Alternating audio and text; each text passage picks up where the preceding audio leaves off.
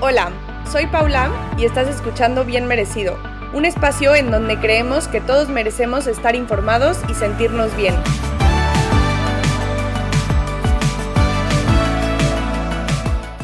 Hola a todos, ¿cómo están? Feliz de estar aquí una semana más. Hoy estoy súper emocionada por este episodio porque tenemos a una nutrióloga clínica especializada en embarazo y lactancia. Ella es Begoña Gómez y estoy muy contenta de entrevistar a ella porque ella es mi nutrióloga ahorita que yo estoy embarazada. Entonces ha sido como muy padre poder compartir esto con ella y estoy feliz de que ahora ella esté del otro lado aquí en la entrevista. Bienvenida, Bego. Muchas gracias, Pau. Feliz de estar aquí. A ver, cuéntame un poquitín. A mí me ha pasado desde que me embaracé y lo platico con amigas y todo. Hay millones de dudas y muchísima información en redes sociales y por todos lados de la nutrición en el embarazo y que es súper importante y que si te da asco y que si no te da asco y que si se te antoja, millones de cosas. Entonces, me encantaría que empezáramos nada más con que nos expliques por qué es tan importante nutrirnos bien a nosotros y a nuestro bebé durante el embarazo. Es una etapa en la que nuestro metabolismo va cambiando mucho, ¿no? O sea, cuando empieza primer trimestre el metabolismo funciona de un tipo, segundo trimestre funciona de otro tipo y en tercer trimestre el metabolismo entra en una fase catabólica, por así decirlo, que es un metabolismo como mucho más rápido, ¿no? Y tenemos que aprender a saber cómo alimentarnos en cada fase del embarazo para que al bebé y a mamá no les falten nutrientes en ninguna etapa. Primer trimestre es más que nada un aporte nutrimental a nivel de desarrollo, que es la embriogénesis, ¿no? Que es este punto en donde el famoso ácido fólico que todo el mundo habla y otros vitaminas y minerales son súper importantes para que la placenta, el bebé se empiecen a formar bien, se implante bien en el útero, ¿ok? Y ya la alimentación a partir de segundo trimestre, que es cuando empieza el crecimiento del bebé, una vez que ya está bien desarrollado, la alimentación debe de cambiar para que empecemos a cubrir las necesidades de crecimiento y poco a poco empecemos ahora sí pues aumento de peso en mamá, ¿no? Y pues a nutrir al bebé, por así decirlo, a ir cubriendo como sus necesidades que, como decía hace ratito, van cambiando según el trimestre o las semanas que se tienen, ¿no? Entonces, prácticamente la función de la alimentación en cada trimestre tiene una función distinta, ¿no? Pero es muy importante que desde un inicio, desde que nos enteramos que estamos embarazadas o incluso desde que nos queremos embarazar, empezamos a tener una alimentación mucho más completa, más equilibrada, variada, suficiente, para que no nos falten nutrientes y la placenta se empiece a desarrollar correctamente desde un inicio, el bebé también, no hayan deficiencias de nutrimentos y el embarazo vaya avanzando de manera adecuada. Me queda clarísimo y yo lo he vivido durante mi embarazo. Al principio me acuerdo que me decías, tienes que comer normal, nutrirte bien, comida balanceada. Y ahora que estoy entrando en el segundo trimestre, justo antes de empezar a grabar, te decía, Bego, me está empezando a dar mucha hambre. Ujú, ujú. ¿Cuáles son estos nutrientes que debemos de cubrir durante todo el embarazo? O sea, los más esenciales y básicos. A ver, los nutrientes se dividen en macros y micros, por así decirlo. Los micros son las vitaminas y los minerales y los macros son las proteínas, carbohidratos y grasas. ¿Ok? Entonces, hay que cubrir de todo. ¿De dónde vamos a cubrir todo? De la alimentación específicamente, pero los micros son los que se tienen que suplementar, ¿no? Vitaminas y minerales, tal cual el calcio, el ácido fólico, el hierro, el zinc, etcétera, ¿no?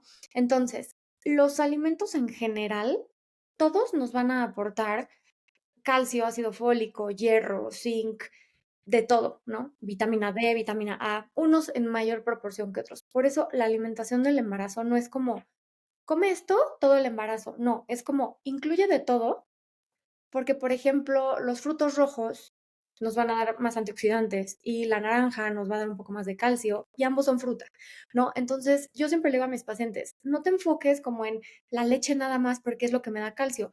Sí, también otros alimentos nos dan calcio también como la naranja, como la tortilla de maíz, ¿no? Entonces, no es como que sí y que no. Bueno, sí hay alimentos que no se deben de permitir, pero es más bien una alimentación completa y sobre todo variada, o sea, que metamos diferentes alimentos que no excluyamos nada y sobre todo que nuestra alimentación sea muy colorida, porque entre más colores incluyamos, más completa en vitaminas y minerales va a estar. Justo me acuerdo que al principio, la primera vez que fui contigo, te dije, se me antoja mucho el queso. Me dijiste, es 100% por el calcio. O sea, va muy de la mano con lo que tu cuerpo necesita, con lo que te pide. Entonces, eso me parece increíble que el cuerpo nos pida justo lo que necesitamos. Mencionabas qué es lo que no se puede en Lo el que no se embarazo. puede en el embarazo, sí, es prácticamente lo que va crudo, en donde hay más probabilidad a que haya una bacteria. Por ejemplo, mariscos, ¿no? Frutas y verduras que no estén bien lavadas y desinfectadas. De hecho, esto es lo que yo más les indago a mis pacientes y es algo en lo que quiero que la gente haga un poco más de conciencia, porque la gente embarazada o las personas, etcétera, creen que únicamente es porque va crudo el pescado, no puedo. Sí, a ver, obviamente un pescado crudo tiene mucho más riesgo de una bacteria, porque pues al someterlo a calor matamos las bacterias, ¿no? Entonces, por eso se recomienda cocido. Pero nadie o muy poca gente tiene presente que una ensalada que está llena y repleta de verduras, que es algo súper nutritivo y súper recomendable, también es crudo. Y las verduras, la lechuga, todo esto que viene de la tierra, muchas veces es lo que más puede llegar a tener bacterias o pesticidas o si no se desinfecta bien. Entonces, de verdad, hay muchas veces que yo le digo a mis pacientes, sí eliminan los crudos, los mariscos, ¿no? Pero también aguas en dónde vas a comer una ensalada. Si estás en tu casa, en casa de tu tía, en casa de tu mamá, que sabes que desinfectan y lavan bien los alimentos, no tengo un problema. Pero no porque sea una ensalada, ¿no?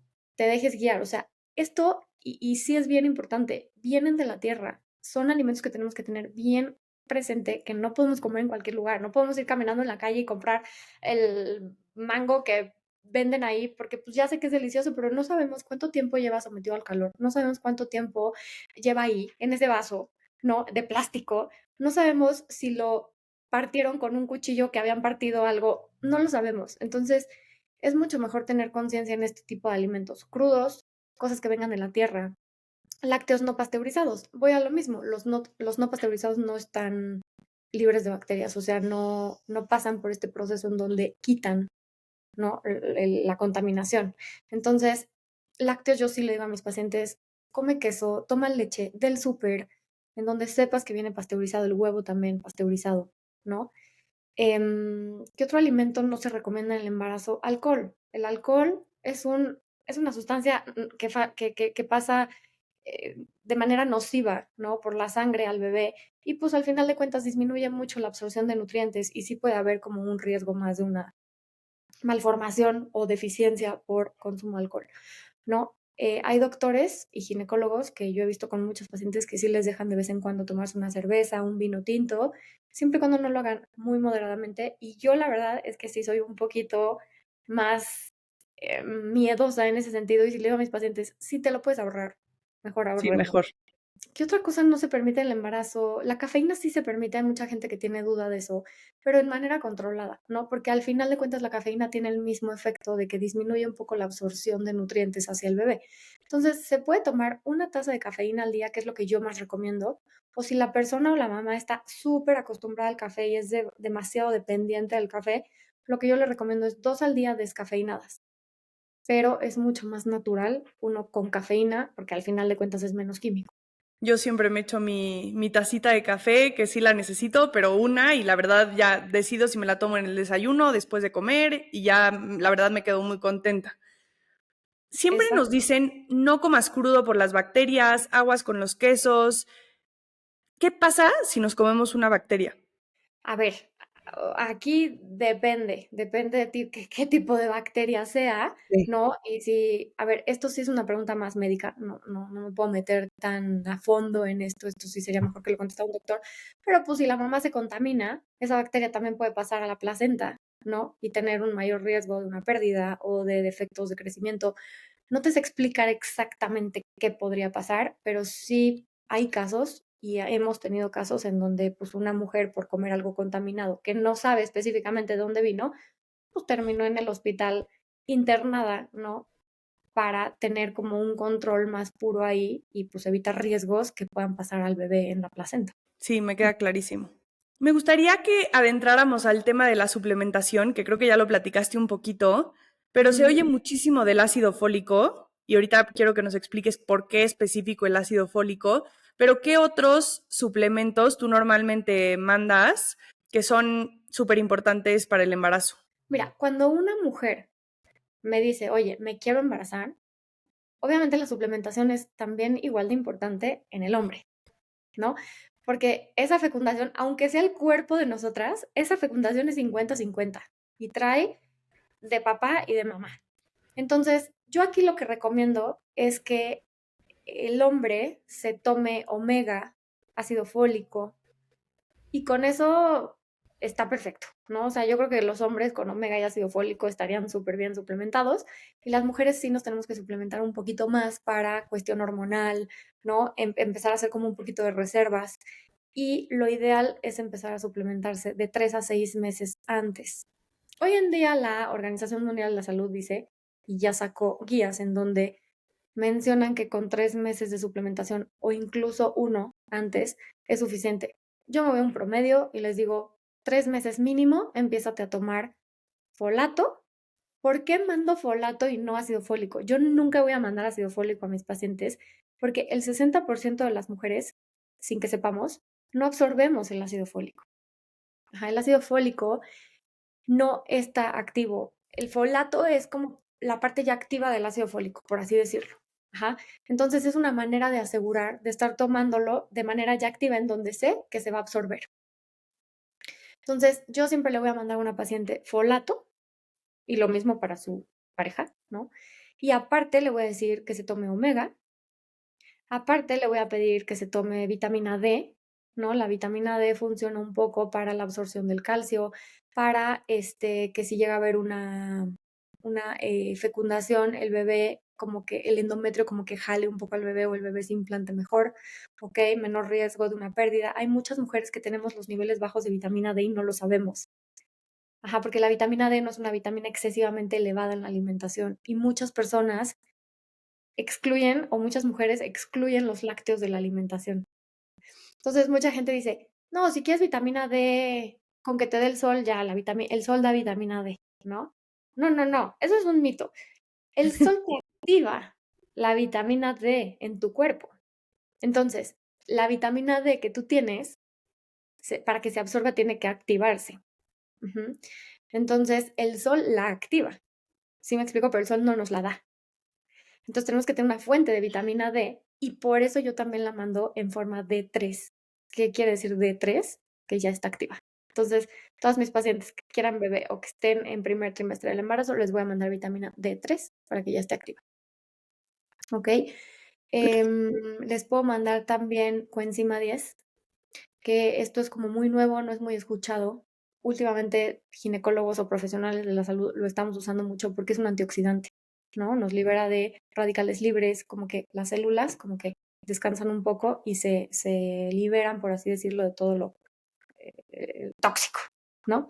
Entonces son antioxidantes y eso nos ayuda mucho. Y si tengo una paciente con resistencia a la insulina, ovario poliquístico, sobrepeso, que tenga ciclos irregulares o que se le dificulte un poco tener ciclos ovulatorios como con más frecuencia, le voy a mandar un suplemento que se llama mioinositol, ¿no? El mioinositol ayuda muchísimo a todos este tipo de pacientes y ayuda a la insulina. Entonces, si tengo una paciente con resistencia a la insulina, por eso lo voy a mandar, porque es un suplemento que al regular un poco la glucosa en sangre es un detonante menor a que pueda hacer diabetes gestacional en el embarazo y a que sus ciclos sean más regulares, ¿no? Con eso voy a suplementar a una paciente, con eso está más que bien suplementada. Y todos estos micronutrientes también los obtenemos de la comida, ¿no? O sea, esto es como para estar seguros de que no hay ninguna deficiencia, pero igual los obtenemos de la comida. Exactamente. Y también como para darles un empujón, ¿no? Ok. O sea, si tengo una paciente con ovario poliquístico, pues por supuesto que le voy a dar inositol, pero probablemente no se lo dé la misma dosis que a una paciente que me dice, ah, bueno, me quiero embarazar, pero no soy tan regular, pero no tengo ovario poliquístico. Probablemente a ella le doy 2 gramos y a la de ovario poliquístico la manejo en 4 gramos. ¿no? Entonces también hay que personalizar un poco el expediente o el caso clínico de cada paciente para saber qué dosis es la que le recomiendo, ¿no? O sea, igual la vitamina D, pues no son chochos, o sea, no se tiene que mandar así de, tú tómatela diario, hombre, no te preocupes, de 10,000 unidades, 5,000 unidades, lo que quieras. No, o sea, hay que ver qué nivel en sangre tiene esa paciente para darnos más o menos una idea. Si se va a dar diario, ajá, y en qué dosis. ¿Ok? Entonces tampoco las vitaminas no son chochos, o sea, también se tiene una ciencia de dosis y qué tanto se tienen que dar dependiendo cada paciente, porque también existe el riesgo de una hipervitaminosis y no es bueno. Sí, clarísimo. ¿Y durante todo el embarazo se tiene la misma suplementación o va cambiando durante cada trimestre? No va cambiando. Generalmente se da un tipo de suplementación en el primer trimestre del embarazo, que es en donde se está desarrollando el bebé y hay como una demanda específica de ciertos minerales o vitaminas como el folato, por ejemplo, ¿no? Para el desarrollo de espina bífida, el tubo neural, ¿no? Entonces, sí se tienen que dar como de manera específica porque muchas veces los multivitamínicos son excelentes, pero para la dosis que tú quieres es difícil que para lo que necesita el primer trimestre encuentres esas dosis en específico en un multivitamínico todas juntas. Entonces, en primer trimestre lo que preferimos es dar en específico el folato, la vitamina D, o sea, como por separado, y una vez que pasamos al segundo trimestre, el requerimiento de vitaminas y minerales ya no tiene que ser tan específico. Y aparte aquí también se aumentan las calorías de la mamá. Por ende, hay un mayor aporte en alimentación y el bebé ya se desarrolló. Ya lo único que conlleva el embarazo es el crecimiento. Entonces ya se pasa a un multivitamínico que contenga lo que tenía en un principio, pero probablemente ya en dosis mucho menores. Justo, a mí en el primer trimestre me estaba tomando la mayoría de los suplementos por separado Ajá. y a partir de la semana pasada que estuve contigo y ayer que estuve con mi ginecólogo, ahora sí ya tengo mi multivitamínico. Exactamente. Y depende, qué bueno que me mencionas esto, Pau, porque depende del multivitamínico que estés tomando, ¿no? En qué dosis traiga las vitaminas o los minerales, o que tenga y que no tenga, que le falte, es en donde yo me fijo y digo, ah, ok, estás tomando fulano de tal multivitamínico, perfecto, pero ojo, este no trae omega, entonces tómame un omega aparte. O sea, no todos los Ok. multivitamínicos traen las cantidades o los nutrientes necesarios, entonces hay veces que se tiene que complementar un poquito más, o hay veces que no, hay veces que se deja tal cual el que tienen. La pregunta que más he oído en amigas, que yo más he tenido es, ¿cuánto debemos de subir de peso durante el embarazo? ¿Cuánto es lo normal? ¿Cómo varía? Esta pregunta es la que todo el mundo no le falla, en la primera consulta no le falla de, oye, ¿cuánto voy a subir? ¿No? A ver, hay que saber cómo, así como vamos a personalizar los suplementos y la alimentación, vamos a personalizar, perdóname, la ganancia de peso en cada paciente. Porque, pues obviamente no es lo mismo si una niña se embaraza en la adolescencia que si una mujer se embaraza ya de adulta, en donde sus requerimientos ya no son tan fuertes como en la adolescencia que se está desarrollando, ¿no?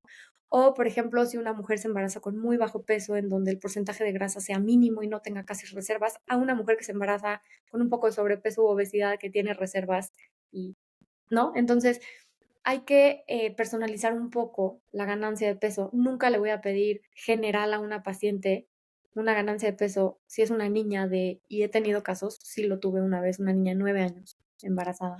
Uf. El requerimiento de energía es una locura porque esta niña tenía que cubrir su desarrollo más su embarazo, ¿no?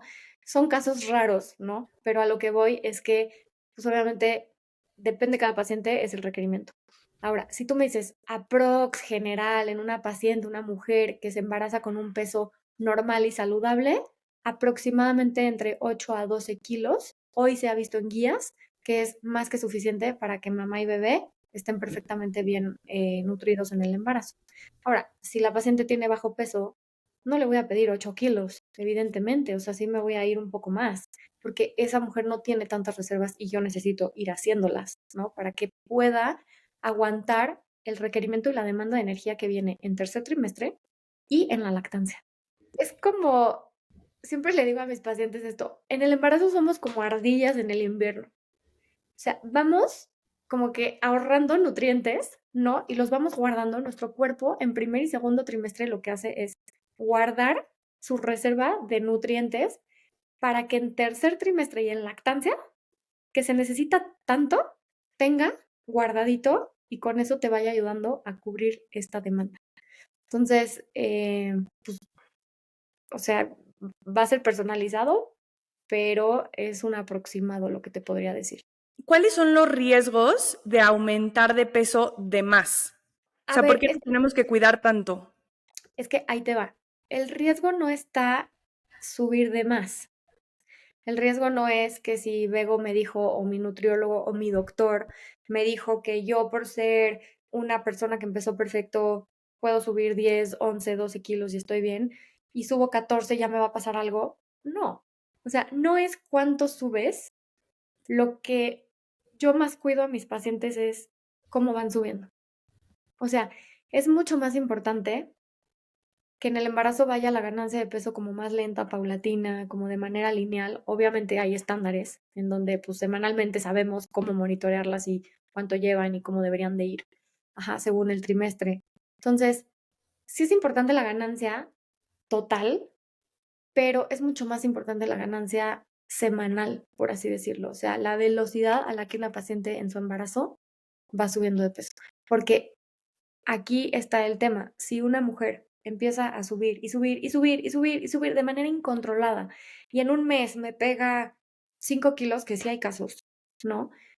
Y en ese punto le hago o le hace el médico un examen de glucosa o le checan la presión, lo más probable es que por esa subida de peso que tuvo en tan poco tiempo, tan drástica, la glucosa se le disparó, la presión se le movió de lugar, se le disparó seguramente, ¿no? Entonces, es más bien como, oye, aguas, o sea, me subiste en un mes 4 kilos, o sea, más lento, ¿no? Entonces, si al final del embarazo subiste más de 12, pero esos 12, o perdóname, esos, no sé, 14, 16 kilos fueron lentos y paulatinos y con calma, pues, o sea, no va a haber como un foco tan rojo de que me desarrolles una diabetes gestacional, ¿no? Entonces, en conclusión, yo prefiero una paciente que me suba un poquito más en total, pero que lo suba lento, a una paciente que me suba 8 kilos nada más, que eran el mínimo, pero esos 8 kilos se los ha echado en 2 meses. O sea, sí le voy a decir, oye, no aguas, o sea, más lento.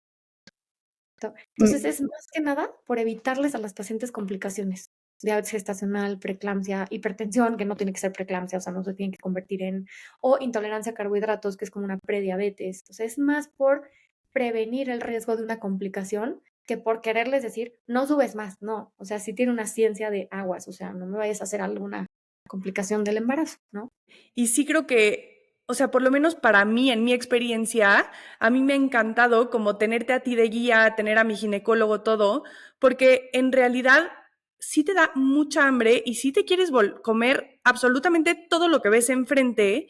Y entonces para mí ha sido una buena guía decir como, no, a ver, poco a poco. Bego me dijo que más poco a poco, que tuviera cuidado con esto, que tuviera cuidado con lo otro. Y sí es importante tenerlo en mente porque si no, realmente sí te puedes comer todo lo que se te ponga enfrente porque te da mucha hambre. No, y en la lactancia peor. Sí. La lactancia es todavía más hambre, porque pues obviamente demandas mucho más calorías, ¿no? Pero sí, Pau, ahora, en esto que me estás diciendo, yo me he dado mucho cuenta en todos los años que llevo trabajando en el área materno-fetal aquí en nutrición, me he dado mucho cuenta que las pacientes comían, por ejemplo, no es que comieran menos, porque mis planes de alimentación se los doy bastante completos y muy vastos, pero comían más deficiente, por así decirlo, en nutrientes, o sea, no estaban tan nutridas como están conmigo, ¿ok? Y haz de cuenta que me hacían 2 o 3 comidas al día, cuando yo en el embarazo sí pido generalmente mínimo 4 si tienen náuseas, no 5, pero sí me prefiero ir a una alimentación donde estén come, come, come todo el día. Entonces, siento que son como maneras diferentes de, a ver, o sea, embarazada no funciona el cuerpo igual, embarazada los requerimientos no son iguales y no es la típica dieta de, me cuido toda la vida como siempre lo he hecho porque estoy embarazada y no me dejan subir tanto. No, o sea, es cómo tengo que comer para que lo que yo coma sea para mi bebé y sea de manera inteligente para un embarazo. No nada más es, no, nada más comer por comer, no, o sea, aguas, te está faltando esto, te está faltando lo otro. O sea, tengo 1000 pacientes que me decían, no, es que hace años no tomaba leche, o sea, yo llevo años sin lácteos porque me engordaban y tú ahora me das todo el día lácteos. Y yo, es que la alimentación, el embarazo es otro tema. Sí, es otro tema. ¿Cuáles son los mitos más comunes que escuchas en consulta? Siempre, el comer por dos.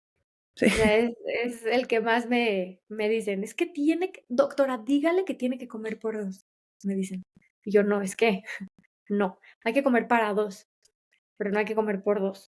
Los requerimientos del bebé no son exactamente los mismos que los de su mamá. Obviamente no. O sea, desde el tamaño te puedes dar cuenta que cada uno va a demandar diferente, ¿no?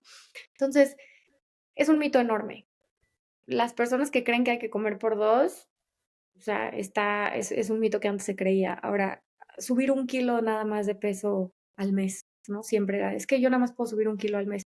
No. O sea, ese de subir 1 kilo al mes, repito, si eres una niña de 14 años o 16 años o que estás en la adolescencia o eres una persona que tiene bajo peso, muy baja grasa, o eres una persona con obesidad, ¿no? En donde tienes más riesgo de hacer complicaciones, no te voy a decir subir 1 kilo al mes.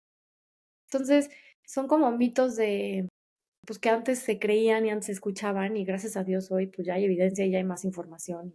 No, ¿no? Otro de los mitos más grandes es que dependiendo del tamaño de la panza va a venir el bebé. Tengo Ah, muchas pacientes que me dicen, es que yo creo que viene chiquito porque no me ha salido panza.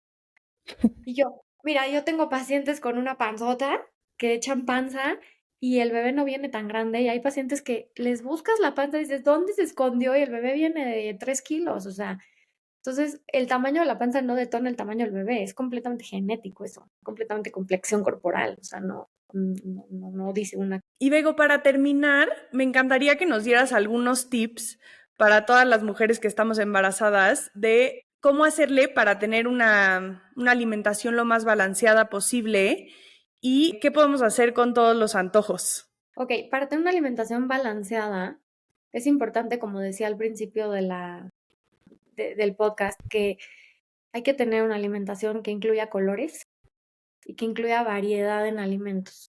O sea, no comas toda la semana manzana, ¿no? Mete manzana, pero también agrega mandarina, pero también agrega papaya, pero también agrega, o sea, de todos los alimentos, no solo quesos, también mete yogur, también mete lácteos, ¿no? Otros tipos de, no sé, el queso es proteína, otros tipos de proteína, o sea, varía tu alimentación, entre más variada, más nutrida va a ser, ¿no? Entonces, es como un consejo que yo les daría. Número 2, que le quiten los miedos a los lácteos y a los carbohidratos, porque el embarazo sí tiene un requerimiento mínimo de carbohidrato, de proteína, de grasas, que si no se cubren, la mamá puede empezarme a hacer hipoglucemias o a sentirse mal, mareos, ajá, o desnutrición, porque al final de cuentas el bebé nunca va a perder. El bebé tiene nuestras reservas. Si nosotros dejamos de comer, el bebé jala lo nuestro. Y esto es algo increíble. Cuando estamos embarazadas, ya me desvié un poquito, pero ahorita me regreso al No otro. importa. Cuando estamos embarazadas, nuestro cuerpo va a proteger antes al bebé que a nosotras.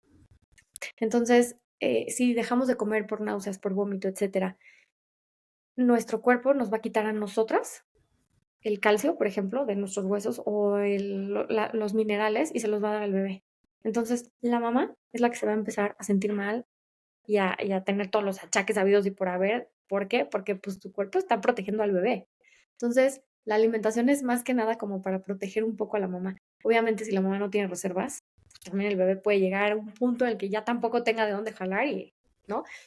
Pero, pues eso, o sea, incluir de todo, quítenle el miedo a los carbohidratos, quítenle el miedo a los lácteos, incluyan verduras, frutas, de todo tipo, entre más color, mejor, y comidas completas. ¿Qué quiere decir una comida completa? Desayuno, comida y cena, con proteína, con carbohidrato, con verdura, con grasas. Ajá. No coman, es que tengo náuseas, solamente he comido pan todo el día. Bueno, también hay otros alimentos que te ayudan a las náuseas, como todo lo fresco, ¿no? La pechuga de pavo, o sea, el yogur frío, la fruta fría, o sea, yo creo que es como un consejo muy grande que les puedo dar, o sea, entre más colorido, más variado y completo puedan comer, mejor. Ahora, si hay náuseas, el mejor consejo que les puedo dar es evitar comer cantidades muy grandes en una misma sentada. Entonces, lo mejor es fraccionar la dieta. ¿Qué quiere decir esto? Comer más veces al día, pero en menores cantidades. Y entre más fresco, frío y natural coman, más les va a aligerar. Por eso toda la gente o las pacientes o personas, incluso no embarazadas que tienen náusea, lo que más nos ayuda es el agua mineral, el limón, el tajín. Por ejemplo, tengo pacientes que me dicen, es que el tajín como que me lo quita, o el chilito, o la sal. ¿Por qué? Porque lo fresco y lo salado quita la náusea o la ligera. También como los carbohidratos que tienen un poquito de sal, por ejemplo, salmas, pretzels, galletas saladitas, todos esos nos van a ayudar a aligerar un poco las náuseas. Pero si tienes náuseas y te echas un platón así de comida, lo peor que pudiste haber hecho. Entonces, come menos, pero más veces al día. Y para los antojos, cuando tengamos así de esos antojos que sientes que son incontrolables. A ver, los antojos, depende qué antojo sea, ¿no? Porque tengo pacientes bien sanas que se les antoja, o sea, algo que yo digo, bueno, da igual. Tengo pacientes que sí se van como, es que se me antoja una malteada llena de... Entonces, a ver, les digo, si tu embarazo va bien, si tu expediente está perfecto, si yo no veo un foco rojo en ti y el bebé viene bien en cuanto a crecimiento, todo, pues se te antoja una rebanada de pastel, pues cómetela, ¿por qué no? ¿No? O sea, no estás, o sea, no estás en castigo. O sea, el chiste es que esto sea saludable y nutritivo, pero si todo va avanzando bien, pues da igual, ¿no? Ahora, si esa paciente tiene una diabetes gestacional o una probabilidad de hacer diabetes o ya trae temas ahí en donde yo digo, híjole, aguas, pues le voy a decir, a ver, cómetelo, pero combínalo de cierta manera, o cómetelo, pero en tal cantidad y no siempre, ¿no? Entonces, los antojos sí se pueden dar, pero siempre cuando la paciente sea un poco consciente de decir, a ver, o sea, no diario, o sea, también es como, pues chance lo puedo sustituir por algo más saludable. O me estoy muriendo al antojo, bueno, ok, pero chance mañana entonces eliges otra cosa. Entonces, los Totalmente. antojos van a depender mucho de qué tipo de antojo tenga y de si la paciente puede hacerlo o no puede hacerlo, ¿no? O sea, te digo, si yo veo que tu expediente está perfecto y tú vas bien, te voy a decir, vas. Cualquier cosa que yo vea, un foco rojo, te diga, ¿sabes qué? Ahorita no, porque tal, tal, tal y tal, te voy a decir, pero te doy estas opciones, ¿no? Y te voy a dar opciones diferentes o más saludables en donde puedas cambiar y decir, ah, bueno, ok, ahorita no puedo por esto, pero me dan estas otras opciones. Y es también escuchar, o sea, es también escuchar y ponerte en la posición del paciente, o sea, no es el decirle no porque pues no me da la gana y no quiero, no, o sea, a ver, ¿quieres esto? Ok, ¿puedes? Adelante. ¿No puedes? Ok, ¿por qué no puedes? Por esto, pero te doy estas opciones, ¿no? Entonces es como manejarlo de manera muy personalizada también. Bego, muchísimas gracias, de verdad, como siempre aprendí muchísimo, eres lo máximo y aparte, te lo juro, para mí ha sido un acompañamiento súper importante, más de lo que crees. Así que de Ay, no, verdad, mil gracias por haber venido y por haber platicado conmigo hoy. no, Pau, feliz, de verdad, gracias a ti, que desde que te vi en la consulta, primer consulta, así terminó la consulta y yo, ¿qué dudas tienes de algo que me quieras preguntar? Y yo, me acuerdo que me dijiste, te quiero entrevistar. Y Sí, yo, buenísimo, perfecto. Entonces, a mí lo que más me gusta es que mis pacientes estén contentas, que se sientan en confianza, que yo les dé seguridad, ¿no?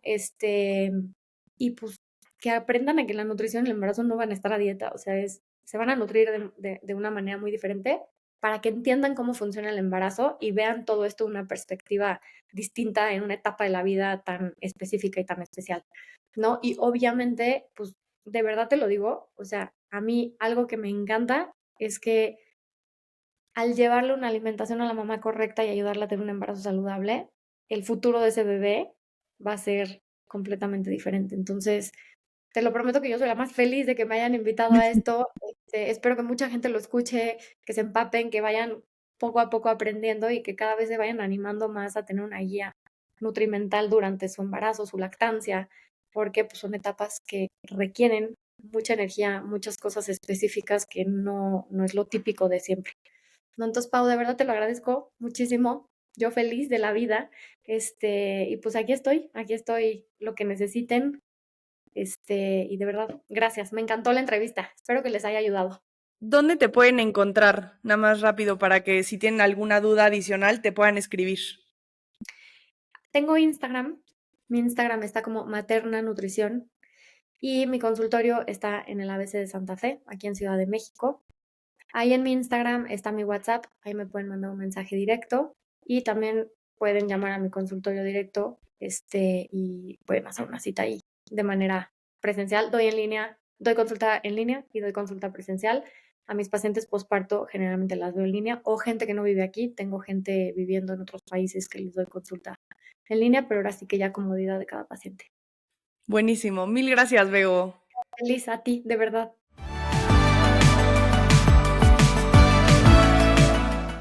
Muchísimas gracias a todos por escucharnos.